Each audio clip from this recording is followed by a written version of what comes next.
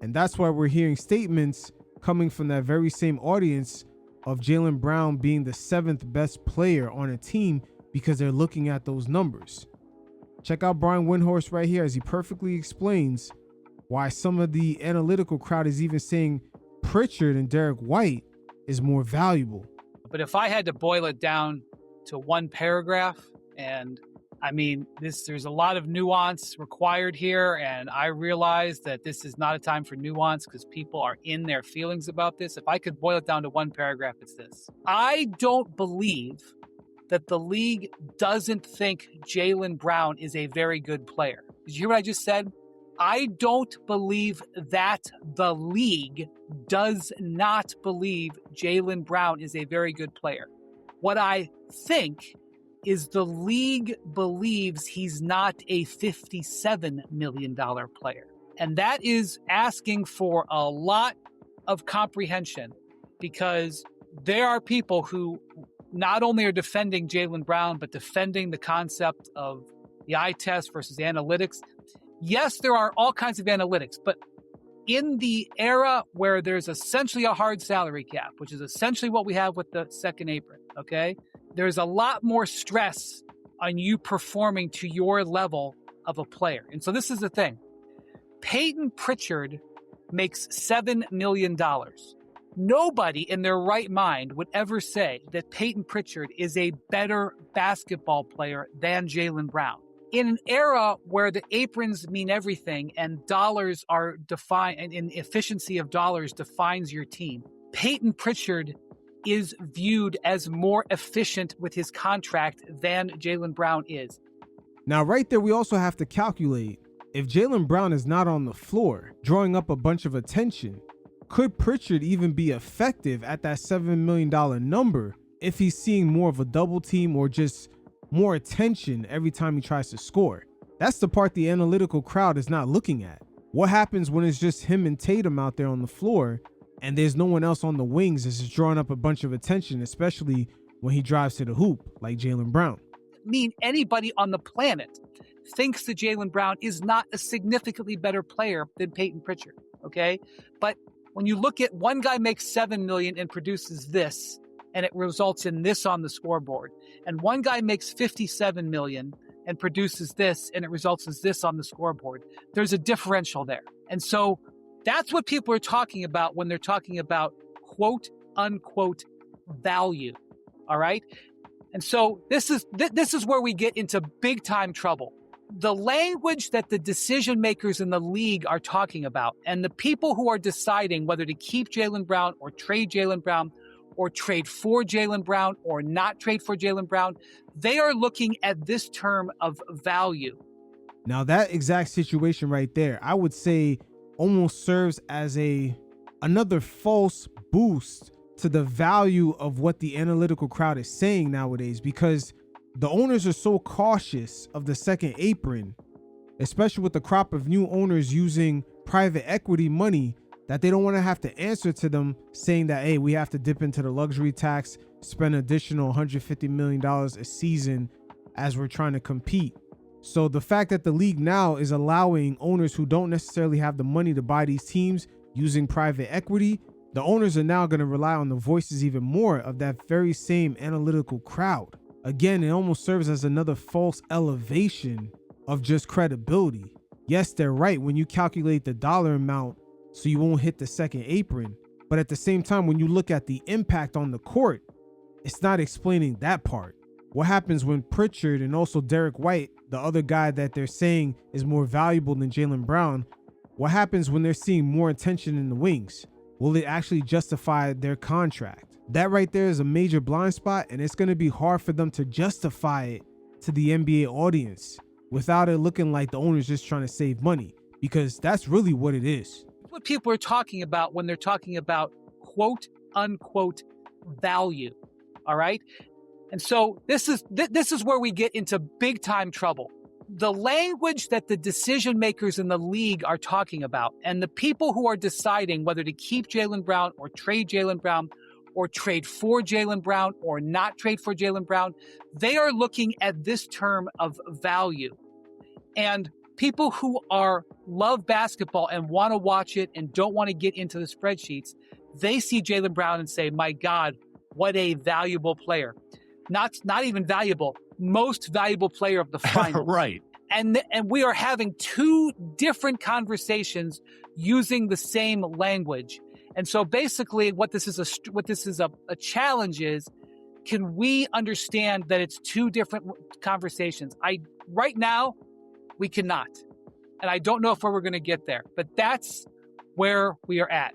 And that is where the stress is. And that is what is going to make, frankly, the storyline of Jaylen Brown next year be one of the most compelling you could possibly imagine in the league.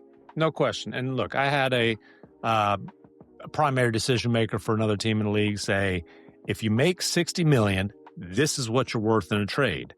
If he made 40, every single team in the league would have been lining up for Jaylen, even with, all the other issues. And that right there is another problem that the NBA players, especially their union, is going to have to look at.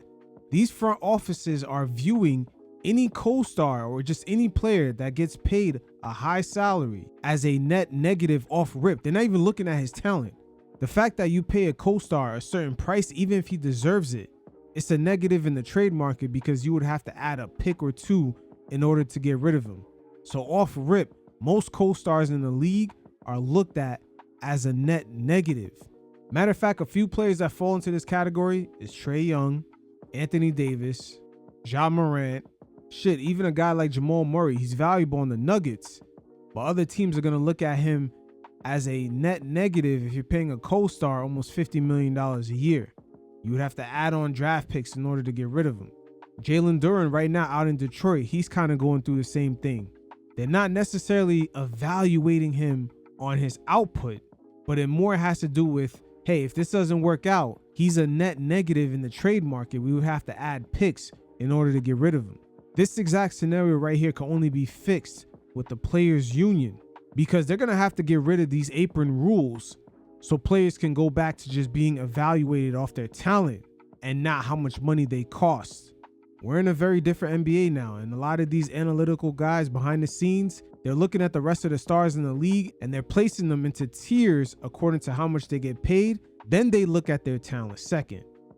And look, obviously it reached a point where, for whatever reasons, the Boston Celtics believed they needed to move on from Jaylen Brown. And whether that is, I don't even want to get into the blame game on that. But they reached that point where they believed they needed to move on from Jaylen Brown. I'm pretty sure they reached that point before they put him in an offer for Giannis. And then after that, they just had to find the best deal. I think that there's plenty of room to criticize the approach that the Celtics took in terms of they went out swinging for sky-high value. They went out trying to trade Jaylen Brown at the value of the sixth most valuable player in the league, which is what he was in the MVP voting, when the league does not perceive him to be, the league in terms of the people who are making decisions on trade, that the league does not perceive him to be the sixth most valuable person in the league, the sixth most valuable player, because in part of his contract. And then this is such a hot button issue, but the advanced analytics are not favorable to Jaylen Brown. I had another GM basically say, look. Here we go. Look. Be careful. I'm just saying, be careful what you're about to say. That's all I'm going to say. Listen, it's our job to explain things, whether we're co-signing, not co-signing, whatever. When there's something like this that confuses the hell out of basically the media, all the fans. You saw this trade, and let's be honest, the initial reaction was, what the bleep? And, this other GM says, this is a classic case of the credit goes to the guy who scores, but they're not driving team success. There's guys like this all over the league. The difference is he's not at 40 million and like a Brandon Ingram, he's at 60 million. And then look, he's rounding up, and then he's going to be at 60 soon. Right. And then it gets into the CBA and the cap rules and the apron. And he says, it's really hard to tie up that much money in your salary cap for one player unless they're truly generational, and he's not even close to that. I also said the league is getting smarter now, and here's the thing.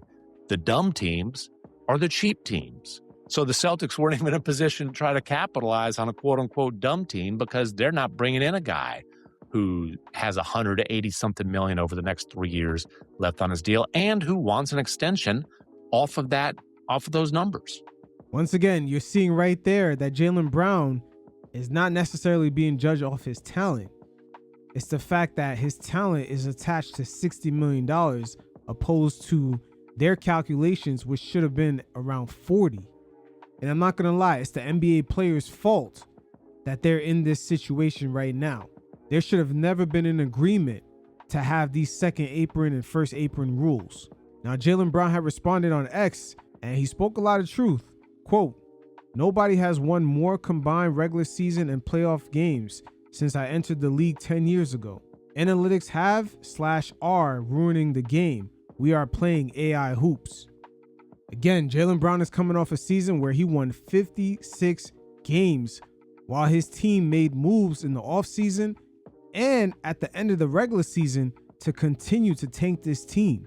LeBron James himself has only won over 55 games only 6 times in his career, just to put that into perspective. But just like how Brian Windhorst has stated, it's almost like 2 different languages are being spoken because the analytical crowd within these NBA front offices are now there to actually save these organizations money so the owners don't have to go to private equity and have to answer of why they're paying a $150 million tax bill going from season to season. And the reason why I tossed out that random number of 150 mil is because that's where the Phoenix Suns were at when they had Kevin Durant, Bradley Beal, and Devin Booker. If you notice, the longer Durant was there, the worse the team got. So you're locked into those type of luxury tax payments as you become even more limited on how you can improve the team. That's why this is an interesting conundrum, because the players union actually agreed to have this type of ecosystem. Now we're at the part of the segment where we're going to hear from Bob Myers, the former president of the Golden State Warriors, especially when they made their title runs in the 2010s. And he gives us great insight on how they ignored the analytics, especially when it came to Klay Thompson's value. The numbers don't always tell the whole truth. You guys check it out, and every once in a while, I'll check in. Jaylen Brown, the Jaylen Brown trade. I mean, you're here. Yeah, let's talk about that's an enormous. It's at first hearing it's like Finals MVP. We saw him carry a team. I think one of the reasons the analytics don't like him as much as the eye test, this giant gap between how he's perceived through the eye test, and by the way, through the results, and what the advanced analytics are saying. So I'll ask you, you both can answer, this is easy. Of those Warrior teams, guess who rated not great analytically his whole career, or all the time? Steph? No, he's good. Oh, Draymond. You said guess. Nope. Well, Draymond, I know what the analytics don't love. No. He's good. And defensively, it's like Klay? Klay. Think about that. Klay never rated well analytically. And tell me what kind of player Klay Thompson is. Yeah. Hall of Fame. We don't win without Klay Thompson. So No, of course. where you look, the thing about analytics is kind of like people go all the way too far one way, or all the way, I don't listen to analytics, or all that matters is analytics. It's neither. If you and I are having a conversation, this is where you have to look at some things and go, yeah, that says that. But by the way, I don't know how you get Finals MVP if you're not a good basketball. I don't even know. I don't think anyone's possible. saying he's not No, good. no, I understand. Very good. Yeah. Like very good. And by the way, forget about, you know what you should look at Jaylen Brown and evaluate is winning. Yeah, of course. That's the analytics. Winning. Yeah. His teams won. Yeah, 100%. The Celtics right now they've got one championship in the last. But you know how many times they've been to the Eastern Conference Finals? But They won his rookie season. But I will say this about Jaylen Brown, and you're right. Like look, they came up short this year, but the fact that they got as far as they did, they outkicked their coverage in that sense. Sure. But just speculating about why Klay might have been Tatum underrated by analytics is what I said earlier about Jaylen Brown. If you were playing the Warriors before KD got there, how do you really beat them? It's almost impossible. Right. One of the things you could do is make Klay put the ball on the floor and make decisions with it. Not because he can't do it, but because he's not as good at that as, say, Steph Curry. Sure. That's not why he's there. Right. And sometimes you know how they say like a little knowledge is dangerous? Sometimes a more well-rounded skill set or the guy's ability to do multiple things can be used against them when they're pressed into doing that thing. And because they can do it, they do it a little too much. And this is the thing that although Clay never dribbled the ball. When you build these teams, when you build these teams, the art of it is, how do I put together a group of 5? It's people. There's 5 guys playing basketball. It's not golf. It's not. I always said this. Okay. Yeah. So the genius or the art of it, or not the analytical component of it, is how do I put 5 guys on the floor where I can? There's very few players that you don't have to cover up some weakness, where you don't look at like, well, Max isn't great at this, so I got to help him in this spot. You know, there's very few guys you go, he's great at everything. That's LeBron in his prime. But like he can guard multiple positions, he can pass, rebound, steal, everything. But most guys aren't like that. So then you go, okay, Klay Thompson, you know, let's put him on Kyrie Irving or James Harden. Just you shut him down. If we don't have that guy, we do not win those series. Now the analytics doesn't value that as much, but winning, like we don't win without him. So what you're saying is, but no, the analytics do account for that. Box plus minus. But not like they look at a lot of off ball defense, block steals, things like that. They don't value enough of, I'm guarding Max and I'm just going to shut you down. They don't value and how that might have an effect on what's happening elsewhere. Because if you're looking if you were asking somebody like, what's wrong with the analytics? They would say, well, he doesn't do this, or that, and you'd be like, okay, but he does all these other things. Sometimes the analytics overvalue certain parts. And let's keep it a buck. A lot of the people that are in control of some of these stats or just add in all these variables, they don't even consider certain things because they never fucking played. But again, the quiet part that Bob Myers is not saying out loud, during his time being the president of the Golden State Warriors, he did have the basketball mind of the late, great Jerry West as a consultant. Golden State was ready to trade Klay at a point, and Jerry West stepped in and stopped them from making that move.